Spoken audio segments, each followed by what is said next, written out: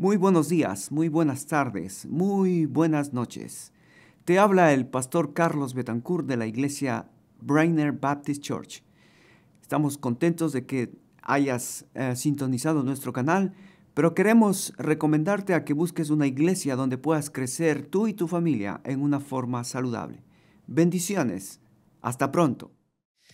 Bien, hermanos, vamos entonces 1 Samuel capítulo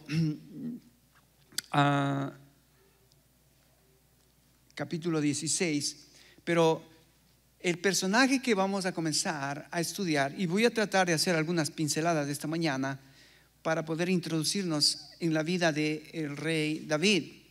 Ahora, ¿cómo podemos nosotros estudiar la vida del rey David? ¿Cómo podemos estudiar la vida del rey David? Bueno, como dijo Jack el Destripador, por partes. Por partes. Hay que comernos por partes. Si quieres comerte un elefante, ¿qué tienes que hacer para comerte el elefante? Por partes.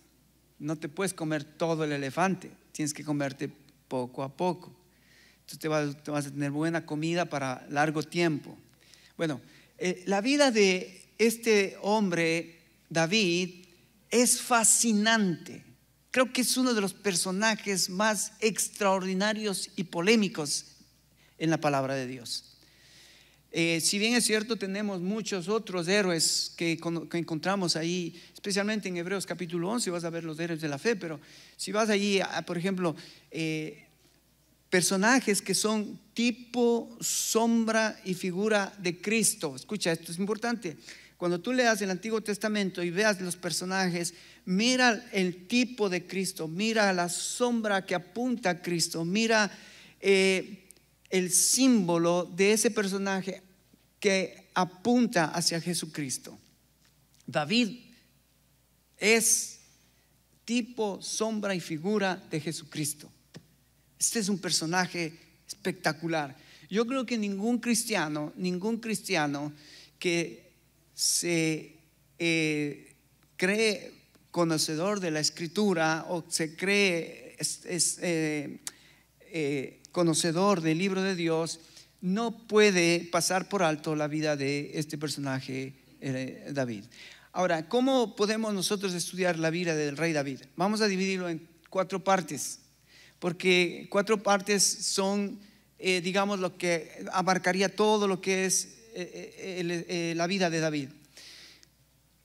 Vos vas a encontrar que David comienza siendo un pastorcito de ovejas, de una familia de 8 hermanos. Él era el octavo, pero él era el último de los hermanos, el último, el más pequeño, el más chiquito, el más insignificante. Y David tenía costumbre de ir a pastorear las ovejas de su papá. Ahora, allí nos vamos a quizás la próxima semana centrar un poco, pero no solamente David era pastor, era cantor. Y pastor y cantor parece que van de la mano, porque ¿dónde cantaba David?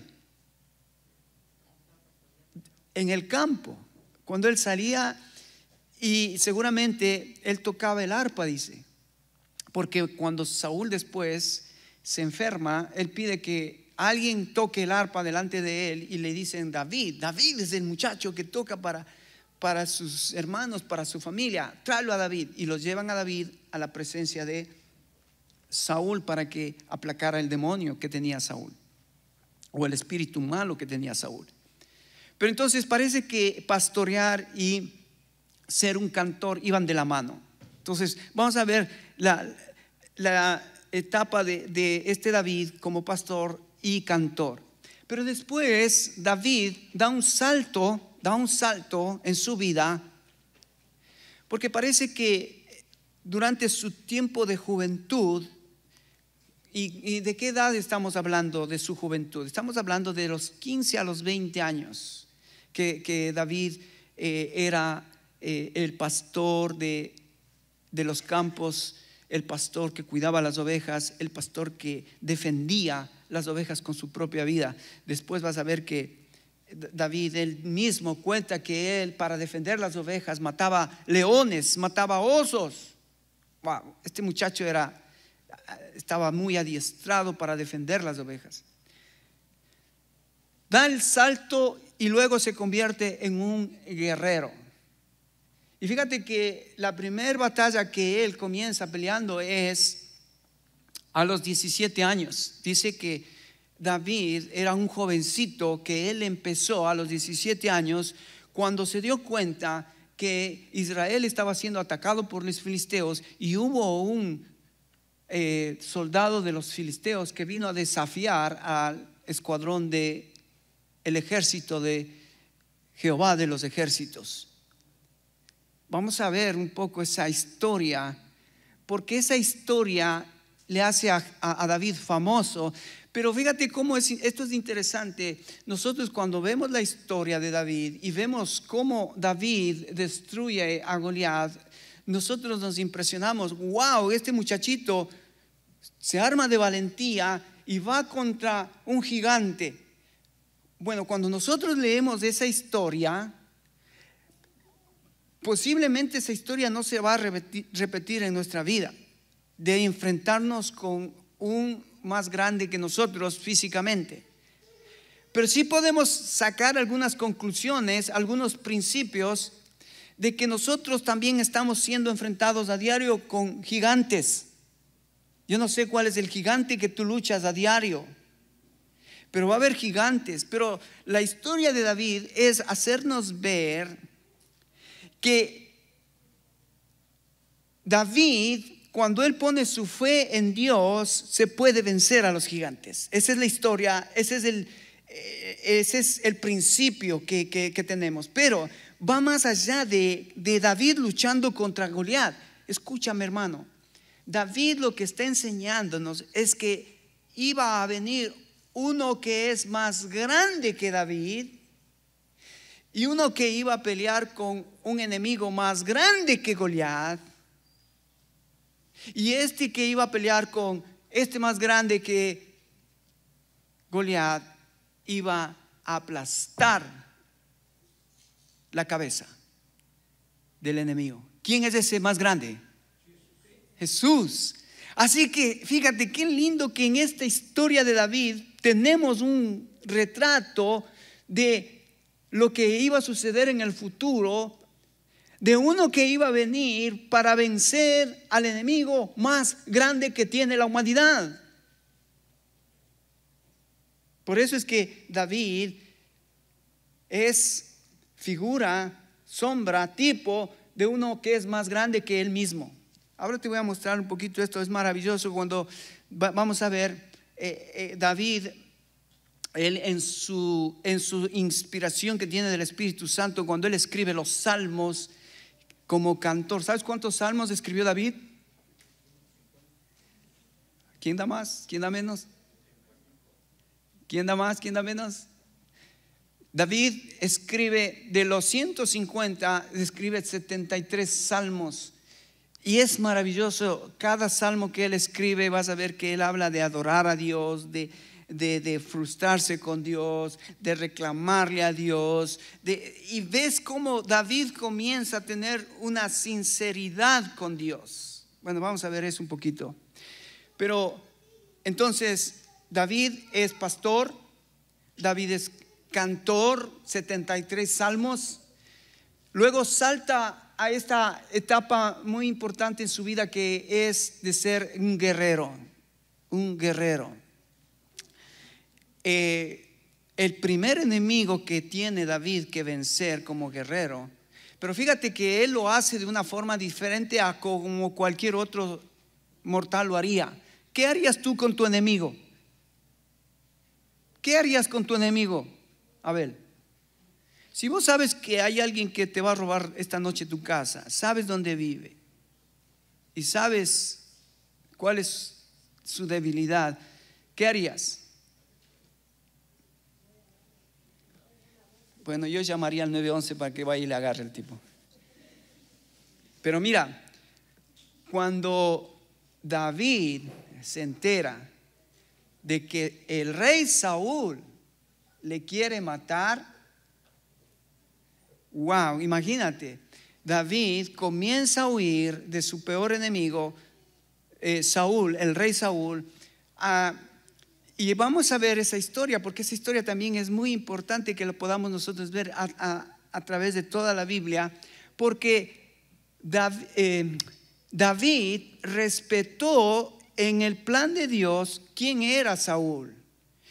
3 veces tuvo la oportunidad de matarlo David a Saúl, 3 veces. Y 3 veces él dijo: ¿cómo he de matar al ungido de Jehová? Es importante, eso no hace cualquiera. Si vos ves a tu enemigo y tienes la oportunidad de hacerle pedazos, no tienes ningún reparo de hacerlo. Pero David dijo: no, este es el ungido de Jehová, ¿cómo puedo yo tocarlo? Entonces David comienza esta vida guerrera, esta vida de lucha. 19 años pasa siendo fugitivo y huyendo de Saúl. 19 años. Se dice pronto, ¿no? Estamos aquí 23 años. Wow, ha pasado el tiempo, Pero 19 años perseguido de su peor y acérrimo enemigo. La verdad que Dios le puso en una escuela muy dura, muy difícil a David. Pero vamos a ver que David termina siendo ¿qué? Rey. Ahora, escucha muchachos, especialmente varones. ¿A la qué edad David comienza a ser rey? No, a los 70 muere. A los 70 muere. A los 30 años David empieza a ser el rey de Israel. Primero es rey en Hebrón, al norte de Israel, y después en Jerusalén, al sur de Israel. Ahora, a los 30 años él comienza a ser el rey. Y uno diría: pero si este hombre comenzó una vida increíblemente bendecida, porque fue ungido por Samuel, porque fue ungido por el profeta Samuel, fue apartado, y vamos a ver eso, fue apartado por Dios para que él sea. ¿Cómo fue el legado que Dios le dejó a David? ¿Cómo Dios le llamó a David? ¿Se acuerdan? Un hombre conforme al corazón de Dios. Fíjate, ese fue el legado. Antes de que él muera, Dios ya dijo, le dijo a Saúl: Saúl, yo me he buscado un hombre conforme a mi corazón. Ahora, escúchame, hermano, cuando Saúl pronunció estas palabras, que Dios se había buscado un hombre conforme al corazón de Dios, no estaba hablando de David. ¿De quién estaba hablando?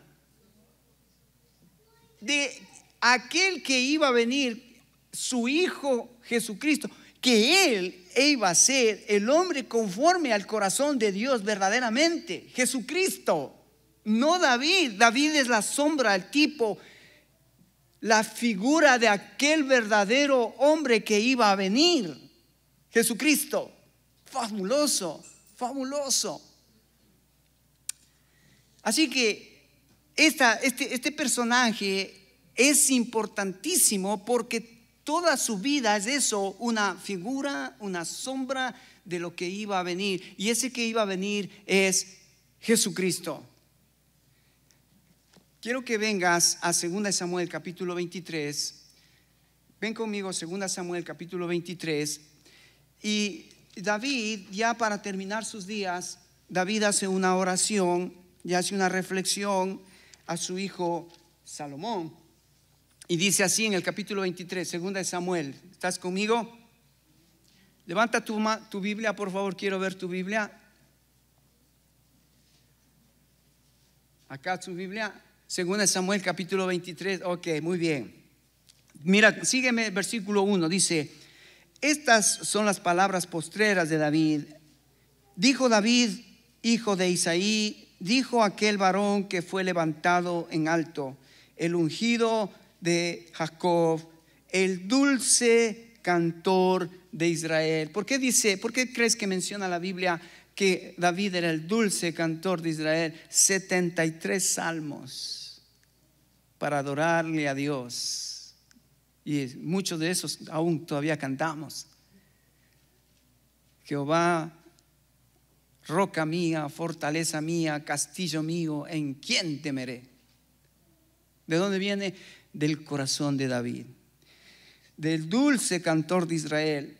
Verso 2: el Espíritu de Jehová ha hablado por mí y su palabra ha estado en mi lengua. Fíjate cómo David entendía que cada cosa que él decía, escribía, y todo lo que él hacía, lo hacía guiado por el Espíritu Santo de Dios. Y su palabra ha estado en mi lengua. El Dios de Israel ha dicho, me habló la roca de Israel. Y aquí nota, quiero que aquí prestes atención a estas expresiones de David. David se pregunta, ¿habrá un justo que gobierne entre los hombres? Que gobierne en el temor de Dios. Él era el rey, pero él se hace una pregunta a sí mismo. Dice, ¿habrá un rey que gobierne a nuestro pueblo? ¿Habrá un rey que haga las cosas justas en medio nuestro? Y él, sin ni siquiera darse cuenta, él comienza a prefigurar a ese rey que iba a venir, que iba a ser justo y que él va a venir y a poner justicia en esta tierra. Fíjate, versículo 4. Será como la luz de la mañana, como el resplandor del sol en una mañana sin nubes, como la lluvia que hace brotar la hierba de la tierra. No es así mi casa para con Dios. Sin embargo, Él ha hecho conmigo pacto perpetuo, ordenando en todas las cosas, y será guardado. Aunque todavía no haga Él florecer toda mi salvación y mi deseo, mas los impíos serán todos ellos como espinos arrancados, los cuales nadie toma con la mano, sino que el que quiere tocarlos se arma de hierro y hasta de lanza, y son del todo quemados en su lugar. El versículo 4, fíjate, David menciona la luz de la mañana, el sol de la mañana, la lluvia que hace brotar la hierba de la tierra. ¿De quién está hablando David? ¿Quién iba a ser el sol de la mañana? ¿Quién iba a ser la luz de la mañana? ¿Quién iba a ser el que iba a venir para reverdecer la tierra? Jesucristo. Si tú vas conmigo a Isaías capítulo 11, ven conmigo capítulo 11, Isaías capítulo 11, allí vas a encontrar justamente al profeta hablando de esto que está mencionando David. ¿Quién será el hombre justo que gobierne a los hombres y que gobierne en el temor de Dios? Fíjate en el Isaías capítulo 11, 1. El profeta Isaías nos manda y nos lanza una pincelada de quién será este hombre que gobernará. Verso 11 dice, verso 1: saldrá una vara del tronco de Isaí y un vástago retoñará de sus raíces, y reposará sobre él el espíritu de Jehová, espíritu de sabiduría, de inteligencia, espíritu de consejo, de poder, espíritu de conocimiento, de temor de Jehová. Y le hará entender diligente en el temor de Jehová.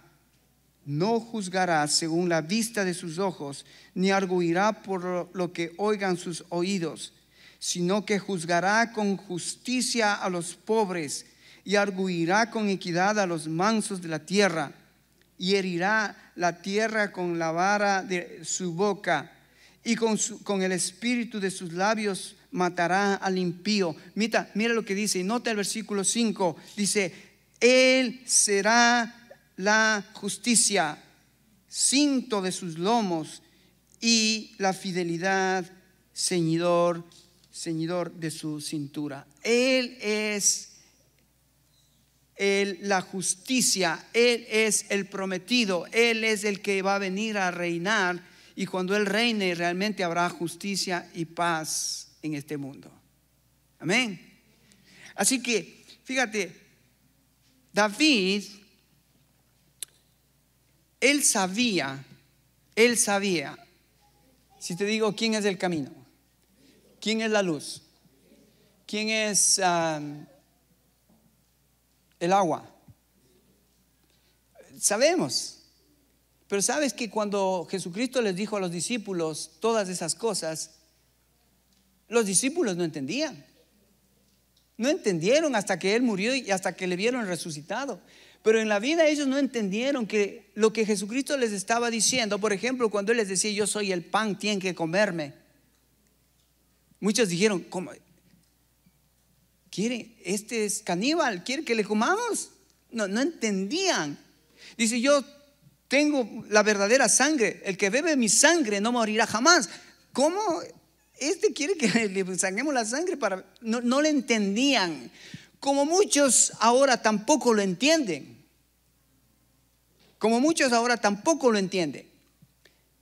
Entonces Felipe se acerca y le dice: Jesucristo, muéstranos al Padre y nos basta. Y entonces Jesús, imagínate, 3 años con los discípulos, enseñándoles que Él es la puerta, que Él es el camino, que Él es la verdad, que es la vida, que es el pan. Y estos muchachos que caminaron con Jesús no lograron entender quién es este Jesús.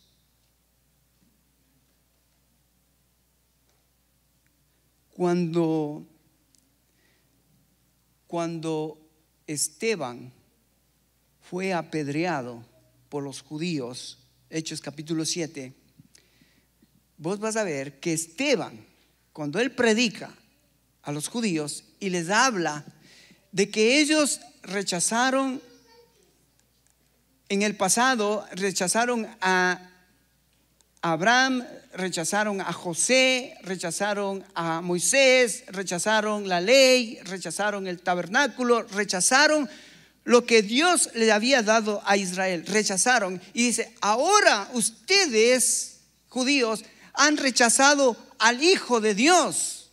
¿Y sabes qué querían hacerle los fariseos?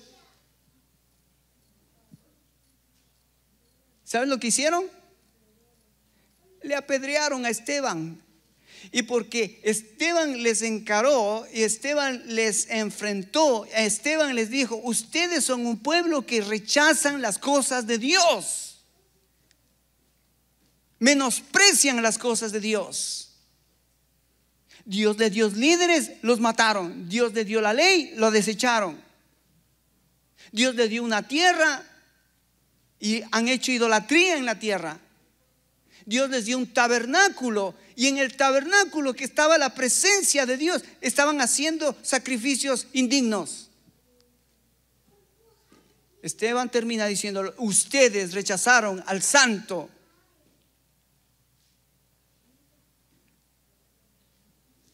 Tristemente, nuestros días también vivimos ese tipo de agresión a Jesucristo y a todo lo que tiene que ver con Jesucristo. Porque si tú caminas con Jesús, el discípulo no es mayor que su maestro. Si a Él le rechazaron, ¿qué esperamos nosotros? ¿Qué esperamos? Si estamos nosotros caminando como Jesús. Así que fíjate qué interesante que la vida de David es un tipo, sombra y figura de uno mayor. Yo no sé si esto para algunos está bien claro, que es tipo, sombra y figura. Vamos a poner un ejemplo. Si vos vas camino en una calle, no sé si te ha pasado, vos vas caminando en una calle y ya llega el atardecer.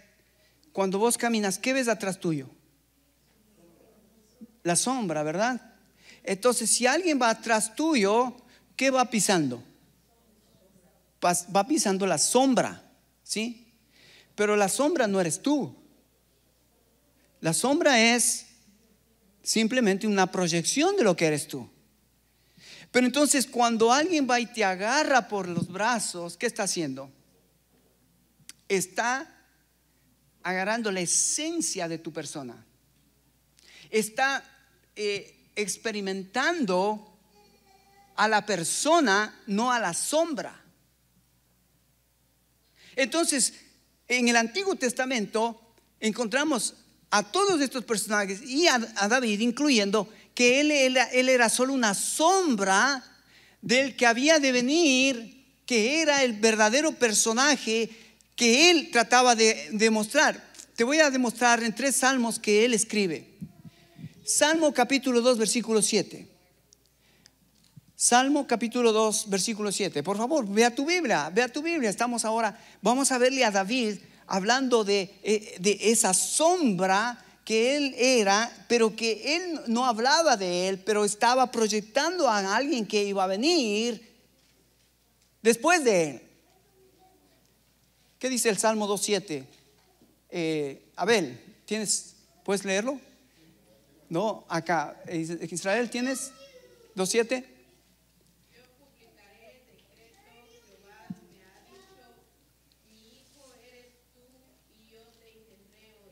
Mi hijo eres tú, yo te engendré hoy. David está hablando de él mismo, pero él no sabía que ese salmo estaba hablando de la persona,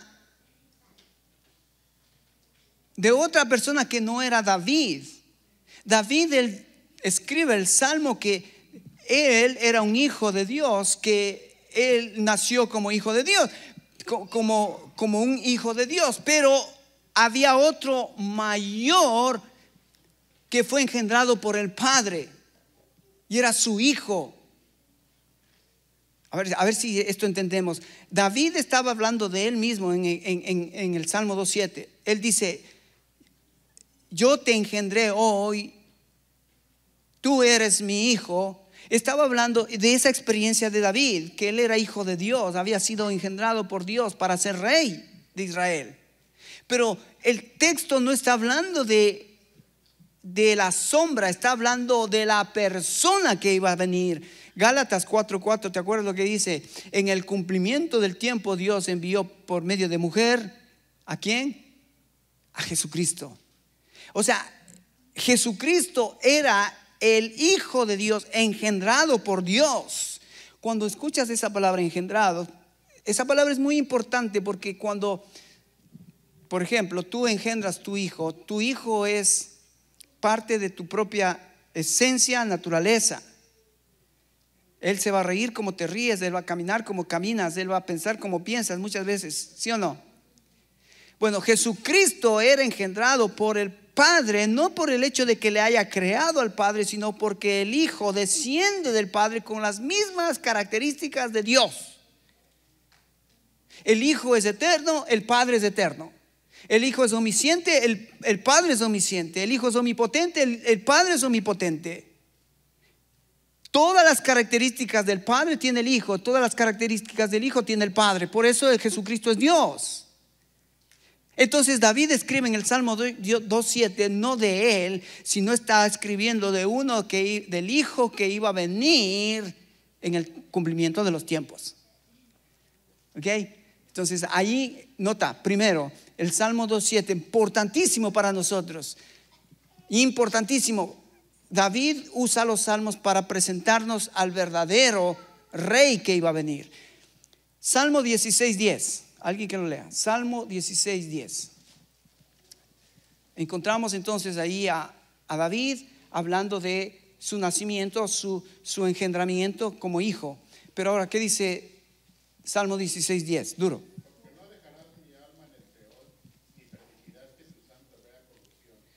Él está hablando de él mismo. David dice: yo cuando muera no voy a morir, sino que voy a resucitar. Pero él no está hablando de él. Él está hablando de el Rey perfecto, Jesucristo, que él iba a morir, pero que Dios no le iba a dejar en el sepulcro, sino que él iba a resucitar. ¿Te das cuenta cómo David, el cantor, el dulce cantor de Israel, usa los salmos para mostrarnos a la persona, al Rey perfecto? David no era el hombre conforme al corazón de Dios, era Jesucristo el que iba a venir, el que iba a ser conforme al corazón de Dios.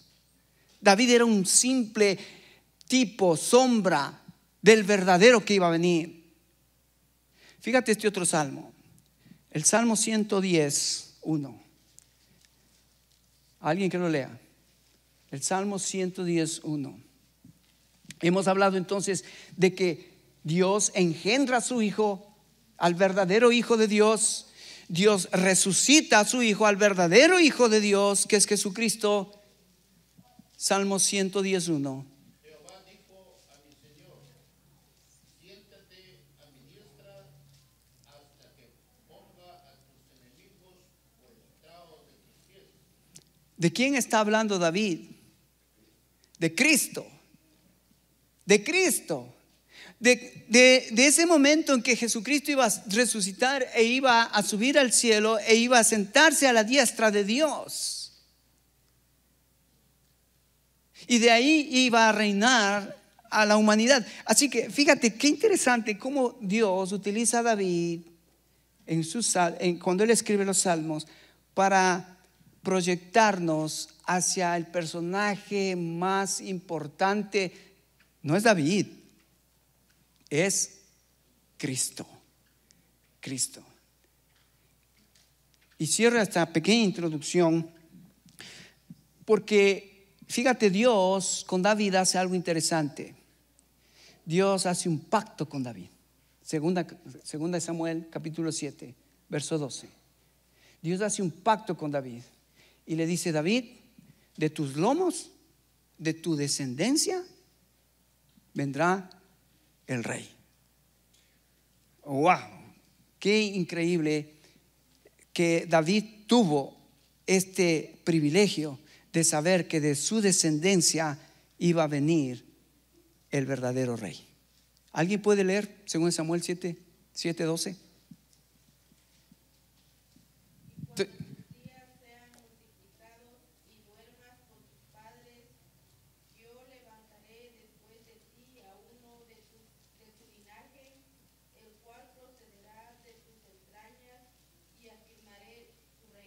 Ok, allí Dios confirmando un pacto con David, que de su linaje, de sus lomos, iba a venir uno que confirmará al pueblo de Israel en el cumplimiento de sus pactos. Ayer estaba escuchando el funeral de John MacArthur, uno de los grandes predicadores que ha sido una bendición. Y yo no sabía esto, pero ayer me enteré. John MacArthur viene de generaciones, de 3 generaciones de predicadores evangelistas. Su padre era evangelista, su abuelo era evangelista y su tatarabuelo era evangelista. Y yo digo, wow, cómo Dios puede hacer un pacto con un hombre para que por generaciones ese pacto afecte de generación tras generación, de generación tras generación. Y tú y yo somos responsables de que eso suceda, porque si no, la próxima generación, si no hacemos nosotros nuestro trabajo de dar a conocer a nuestro Dios, la próxima generación crecerá sin conocer a Dios, como pasó en el libro de Jueces. Esa generación no conoció a Jehová. Pero hermano, vamos a ver y vamos a meternos muy profundamente para conocer por qué David llegó a ser un hombre conforme al corazón de Dios. ¿Por qué David? ¿Por qué en los salmos encontramos tanta riqueza, tanta esperanza, tanta cosa que hace que nuestro espíritu se conecte con los salmos de este hombre? ¿Por qué Dios permitió y por qué Dios puso a este hombre para que sea un ejemplo, un pilar dentro de la fe cristiana? Porque era una sombra, un tipo de aquel que iba a venir. ¿Sabes? Esto es esperanzador porque, como yo escuché esta mañana, siempre decimos, y es verdad, ¿quién de nosotros somos perfectos? Levante la mano. ¿Hay alguien perfecto? Pero ¿sabes qué? Escucha, eso no es excusa, porque lo que Dios está haciendo en mí, ¿qué está haciendo? Es tratar de mostrar ¿a quién? Al perfecto. Al perfecto. Cristo que está en mí. Ahora, esa es la vida cristiana. Morir a mi yo, morir a mi carnalidad, morir en la cruz con Cristo para que Cristo pueda ser visto en mi vida.